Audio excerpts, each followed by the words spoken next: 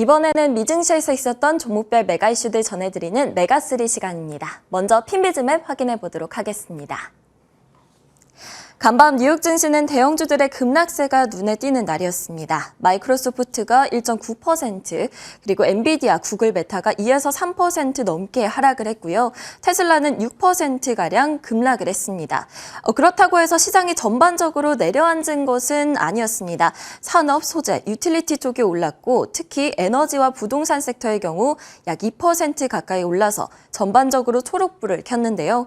반도체주들 중 엔비디아와 AMD는 하락을 했지만 퀄컴과 인텔 등 다른 종목들은 상승을 했고 IBM은 소프트웨어 업체 FTO를 46억 달러에 인수하겠다는 계획을 밝히고 1.34% 상승을 했습니다. 그 옆에 알파벳의 경우 UBS에서 투자 의견을 매수해서 중립으로 하향을 하자 급락을 했는데요. 지금부터는 상승폭이 제한적이고 인공지능으로의 도약이 단기적으로 재정적인 부담을 줄 수 있다고 평가됐습니다.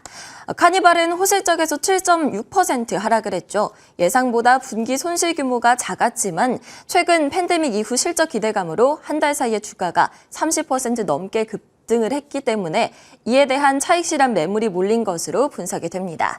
그럼 오늘의 메가3 확인해 보도록 하겠습니다. 네, 오늘은 자동차, 지역 은행주들, 그리고 헬스케어 관련주들 소식으로 가져와 봤습니다. 먼저 첫 번째 메가 이슈 확인해 보도록 하겠습니다. 최근 테슬라가 상승 랠리를 펼쳤었죠. 올해 들어서 약 100% 폭등을 했었고요. 최근 한 달 동안에만 40% 가까이 치솟았습니다. 그렇지만 월가에서는 우려의 목소리가 제기가 되고 있는데요. 간밤 골드만삭스는 테슬라에 대한 투자 의견을 매수해서 중립으로 하향했습니다. 이 때문에 약 6% 급락을 했죠.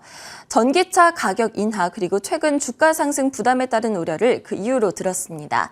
테슬라는 6월 들어서만 4번째로 하향 조정 의견을 받았는데요.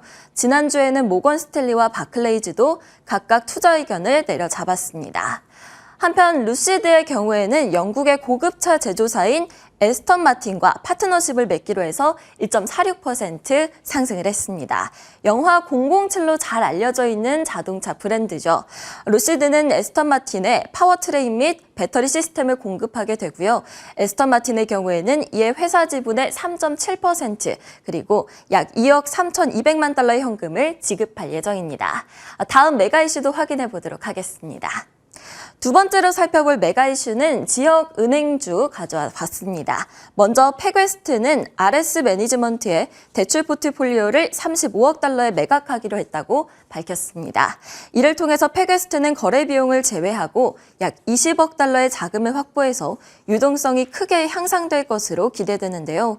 실리콘밸리 은행 붕괴 이후 지역 은행들 사이에 혼란이 있었는데 지난 1년 동안 주가가 70% 이상 하락한 바가 있기 때문에 해당 소식이 호재로 작용했습니다. 또 다른 지역은행인 WSFS 파이낸셜의 경우에는 DA 데이비슨에서 투자 의견을 중립에서 매수로 상향을 하자 4.75% 상승을 했는데요. DA 데이비스는 WSFS 파이낸셜이 더 높은 장기 금리 환경의 혜택을 받을 수 있다는 점에 주목을 했습니다. 마지막 메가 이슈는 헬스케어 섹터에서 가져와 봤습니다. 최근 헬스케어 기업들 사이에서는 비만 치료제 개발 경쟁이 아주 치열합니다. 화이자 역시 비만 및 당뇨병 치료제 임상 개발을 진행 중이었는데요. 자발적으로 이를 중단하기로 결정을 하자 약 3.68% 하락을 했습니다. 이상 증상이나 부작용이 발견되지는 않았지만 간 효소 증가가 발견돼서 중단하기로 했다고 밝혔는데요. 일라이릴리 그리고 노보노디스크의 최근 긍정적인 치료제 개발 소식과는 대조적입니다. 화이자는 임상시험 단계인 또 다른 경구용 비만 치료제에 집중하겠다는 입장을 밝혔습니다. 한편 모더나의 경우에는 1.6% 상승을 했습니다. UBS에서 중립에서 매수로 투자 의견을 상향을 한 건데요. UBS는 모더나의 경우에는 코로나19 백신으로는 잘 알려져 있기는 하지만 다른 백신들에 대한 잠재력이 투자자들에게 충분히 인식되지 않았다고 이야기를 했습니다. 다음으로는 문레이크 이뮤노테라피틱스 소식인데요. 염증성 질환 치료 임상이 긍정적이었다는 소식 때문에 77%나 폭등을 했습니다.